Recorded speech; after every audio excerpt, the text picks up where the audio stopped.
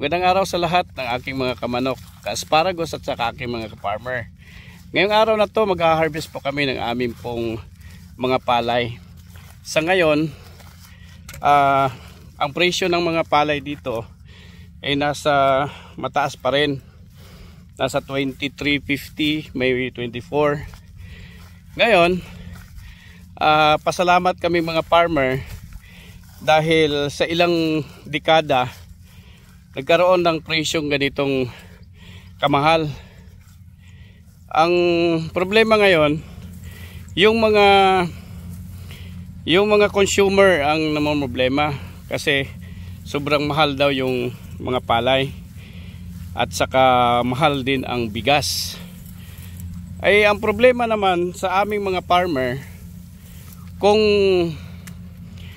magmura yung bigas, halimbawa yung bigas ay aabot ng 20 per kilo. Ang tanong naming mga farmer, magpapatuloy pa ba kami ng pagtatanim ng aming palay kung tag 20 pesos yung kilo ng bigas? Kasi kapag 20 pesos ang kilo ng bigas, ibig sabihin ang presyo ng palay niyan nasa 8 pesos to 10 pesos. So, kung sa akin, kung mag-aabot lang ng 8 pesos yung kilo ng bigas, ng palay, 20 pesos yung bigas, hindi na ako magtatanim. Ibenta ko na lang ito sa mga gustong bumili ng mga lupa namin at papatayuan ng mga building, kasi milyon pa aabutin ng lupa namin kaysa kikita kami ng 10,000 every 3 months sa isang hektarya. Buti lang kung mag 10,000, baka 5,000 lang kikitain namin sa isang hektarya sa 3 buwan hanggang 4 na buwan. Kasi kapag 8 pesos ang kilo ng aming palay, ay wala na kaming kikitain yan. Wala na kaming kikitain yung 8 pesos ang kilo kung aabot ng 20 pesos per kilo ang bigas. Mantakin nyo, ang gastos namin sa isang hektarya aabot ng mga nasa 25 to 30,000, o kung bababa man sa 25,000, abot ng 23,000 sa isang hektarya.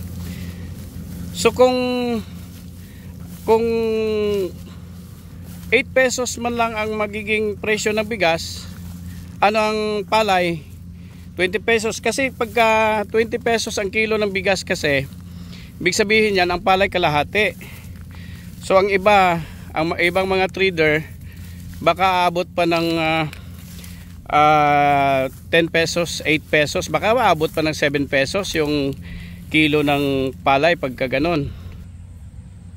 Kumbaga, happy ang mga farmer kapag ang presyo ng palay ay mahal. Happy na nga kami, aabot ng mga kahit na 18 pesos, 19 pesos per kilo. Ang problema dati, ang presyo ng palay nung nakaraan, mayroon pa kaming 13 pesos, 13.50. So, nagbibilang kami ng lugi. Kapag umabot kasi ng 13 pesos, tawag namin sa amin dito, nag-i-English na, failure.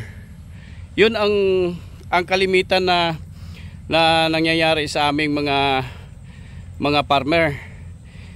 Samantalang yung mga mamimili, happy sila kasi mura yung bigas.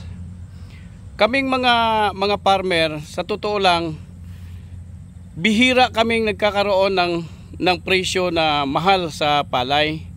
So sana ang ating gobyerno tutulong, kung halimbawa pababaan man yung presyo ng bigas, dapat mayroong kaakibat na tulong sa aming mga farmer, kasi kung ang tulungan lang natin yung mga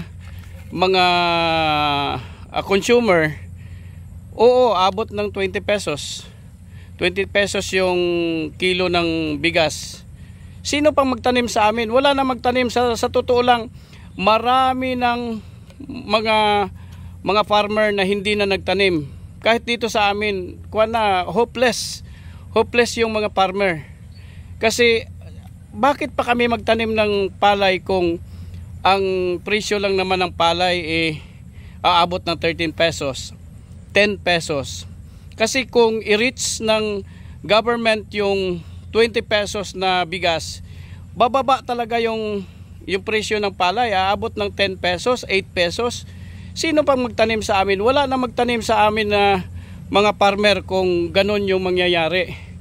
Kaya sana kung sa akin lang na sariling konklusyon, dapat pantay-pantay. Babaan man nila yung presyo ng bigas, sana yung palay medyo mataas pa rin, bibilihin ng government. Tapos tutulungan ng gobyerno ang mga farmer para hindi bababa masyado yung kita. Dahil pagka wala kaming kita, kami mga farmer pag walang kita, mag-stop talaga kami ng aming pagtatanim. So kung mabawasan ng kahit na 30% yung magtanim dito sa Pilipinas ng palay, paano na yung mga consumer, tayong mga Pilipino yung kawawa.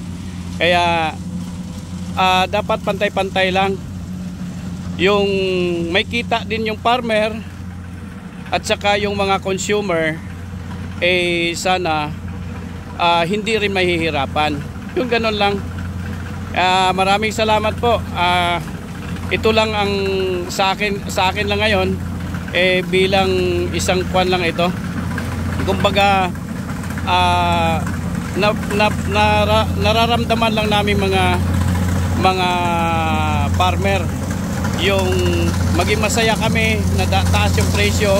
Alam din namin na yung mga consumer nahihirapan din. Pero ito lang sa amin, sana pantay-pantay lang lahat.